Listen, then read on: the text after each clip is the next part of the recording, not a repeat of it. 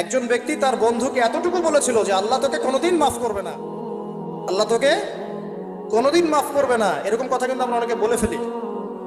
আল্লাহ পাক মৌতের পরে এই দুই ব্যক্তিকেই ডাকবেন, কিয়ামতের মাঠে ডাকবেন। এটা বারজাকে হয়েছে। বলবেন, আমার রহমত নিয়ে কথা বলার ইখতিয়ার তোমাকে কে দিয়েছে? আমি কাকে মাফ করব কাকে করব না, এই কথা বলার ইখতিয়ার তোমাকে কে দিয়েছে? আজকে আমি তাকে মাফ করে দিলাম, তোমাকে জাহান্নামে দিয়ে দিলাম, যাও। অতএব আল্লাহ রাব্বুল আলামিনের এই বিশাল রহমত আমরা পাবো, আশাবাদী ইনশাআল্লাহ।